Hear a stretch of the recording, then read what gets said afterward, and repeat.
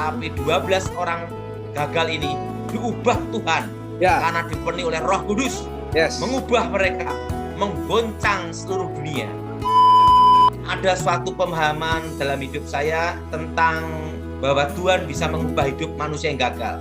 Kerajaan Tuhan didirikan di muka bumi ini berdasarkan 12 rasul. Dan 12 rasul pun adalah 12 orang gagal semua.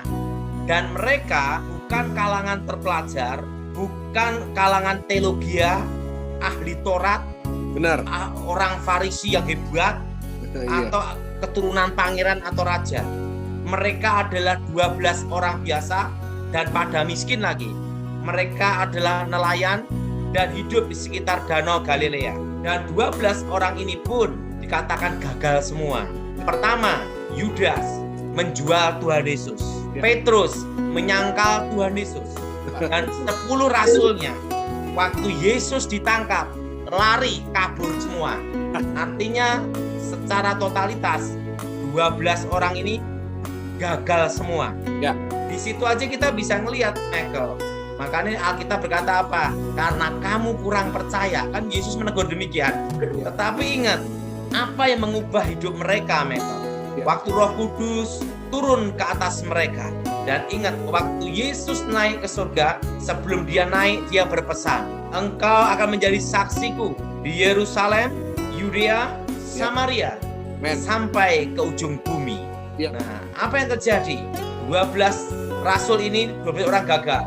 Yudas diganti oleh Matias. Nah, waktu mereka memuji, menyembah menyembah Tuhan, Roh Kudus turun atas mereka dan dikatakan pada hari-hari akhir.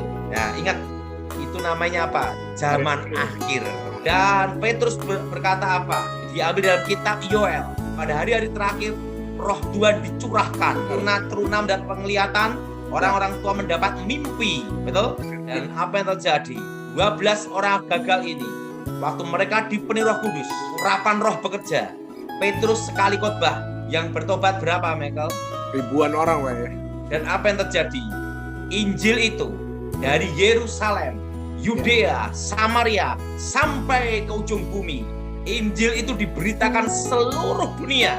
Ingat, bukan 12 orang ahli Taurat, bukan 12 ahli doktrin, tapi 12 orang gagal, Michael, yang menyerahkan hidupnya kepada Tuhan.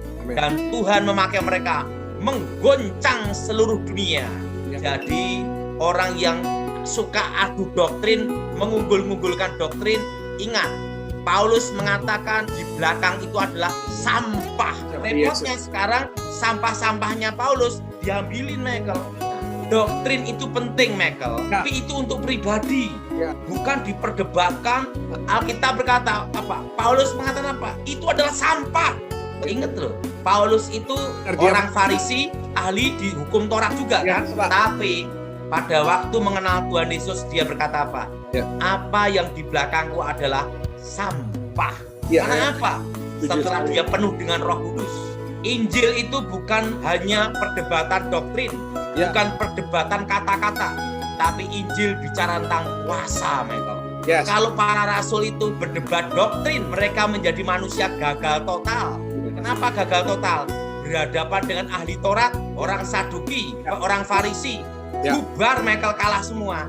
Tapi 12 orang gagal ini diubah Tuhan karena dipenuhi oleh Roh Kudus, mengubah mereka, menggoncang seluruh dunia. Dan ingat, Michael, untuk menjadi terkenal 100 tahun itu susah. Tetapi 12 orang gagal ini, kisahnya diceritakan terus di seluruh dunia selama 2000 tahun, Michael. Siapa yang mengubah hidup mereka? Yaitu apa? Roh Kudus. Bukan doktrin yang dibuang sama siapa, Michael? Paulus. Yang diambil mereka. Kalau masalah doktrin itu penting untuk kita, tapi jangan menjadi kebanggaan kita. Yang penting itu apa? Hidup kita diubah Tuhan, melayani Tuhan, dan berkenan di hati Tuhan, melakukan perintah Tuhan dalam pemberitaan Injil, Michael. Bukan untuk diadu doktrin, serang sana, serang sini, seperti orang kurang kerjaan. Paulus dalam kata-katanya itu mengatakan bahwa apa yang di belakangku adalah sampah. Artinya apa? Semua kebanggaannya dia.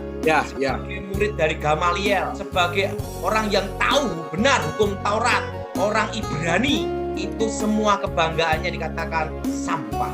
Jadi saudara, kalau engkau melayani Tuhan, sekalipun engkau doktor, itu bukan kebanggaan. Kalau engkau membanggakan doktrin, engkau harus bangga punya Tuhan yang hebat dan berkuasa. Amin.